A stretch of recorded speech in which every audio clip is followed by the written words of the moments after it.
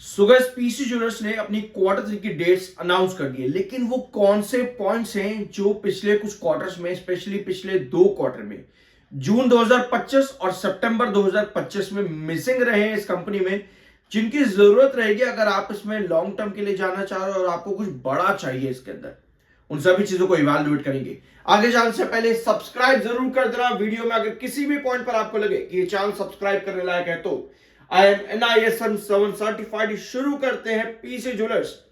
Date क्या है company के क्वार्टर थ्री की? 29 जनवरी, 29 जनवरी, सॉरी एक सेकंड, 29 जनवरी नहीं है, 27 जनवरी कंपनी की ये क्वार्टर थ्री के रिजल्ट्स की डेट है। और इन रिजल्ट्स के साथ में कंपनी ने एक अपडेट और इसके पहले बताई थी। यस, 27 जनवरी, ये नोट कर लेना, कंपनी की क्वार्टर थ्री की डेट है ये। और कंपनी ऑलरेडी अपना क्वार्टर थ्री का डाटा भी बता चुके हैं, जैसे कि कंपनी का रिवेन्यू क्या आ सकता है, 37% का ग्रोथ कंपनी देगी। ये कंपनी ने मेंशन किया था अपनी 4 जनवरी की अपडेट के अंदर। यूपी के साथ टाई अप हुए फ्रेंचाइजेस, 1000 फ्रेंचाइजेस यूपी में कंपनी खोलेगी युवा योजना के अकॉर्डिंग। ये कंपनी ने बता चुके हैं पहले दिसंबर के महीने के अंदर।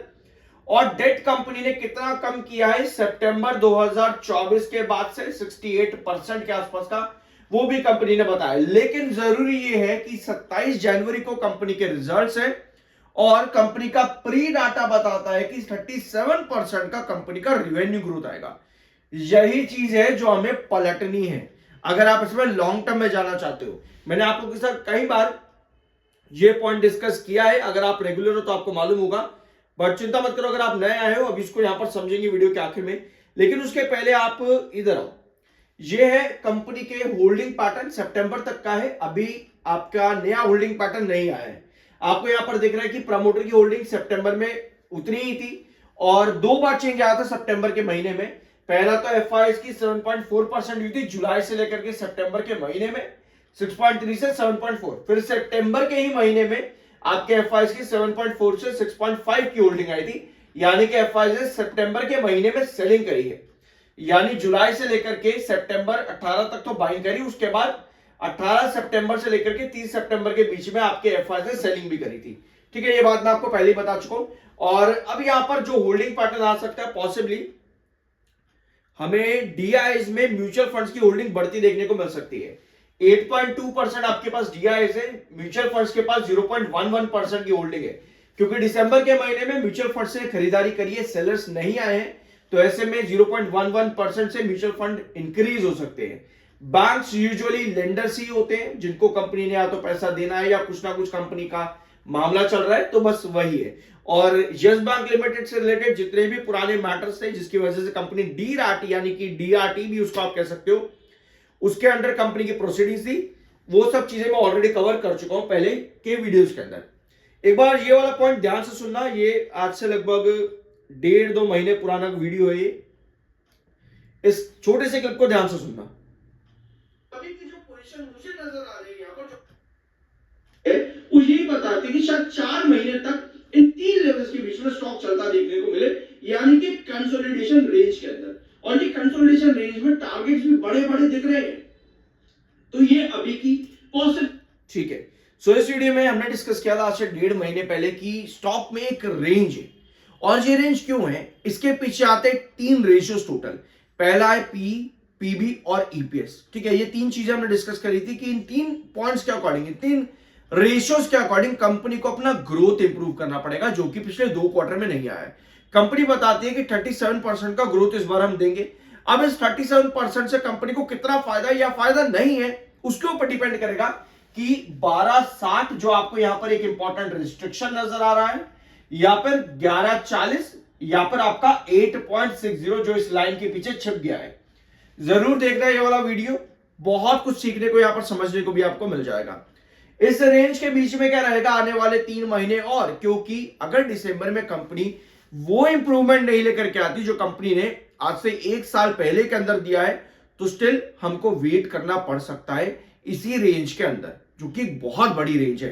ठीक है, अब यहां पर आप टेक्निकली स्टॉक न्यूट्रल है, 55.5 का एमएफआई है, 54.9 का आपका आरएसआई है, और ये है पॉसिबिलिटी कंपनी के रिजल्ट्स की। एक बार यहां पर देखना, ये कंपनी का ईयर ऑन ईयर ग्रोथ होता है कंपनी ने एक टाइम पर बढ़िया रिटर्न दिए क्योंकि कंपनी का ग्रोथ भी उस तरीके से बढ़ा था, लेकिन उसके बाद जून और सितंबर में लगातार कंपनी का ये एनुअल ग्रोथ परसेंटेज गिरा है।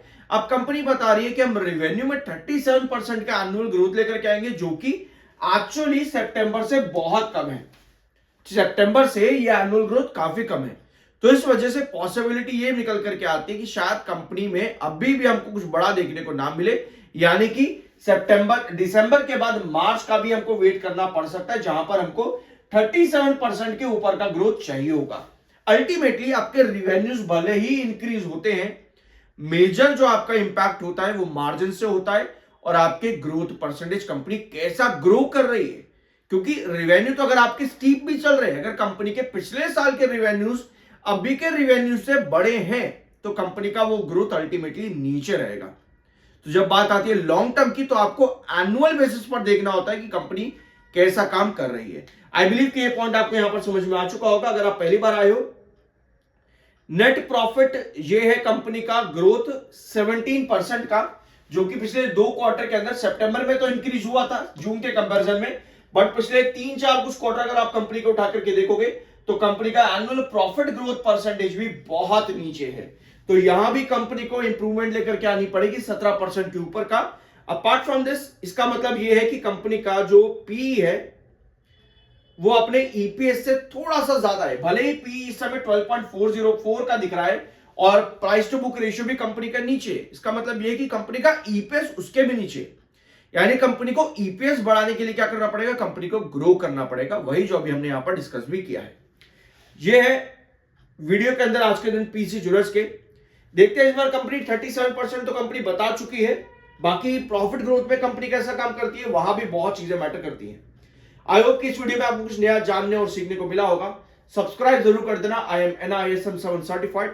मिलता अगले वीडियो में।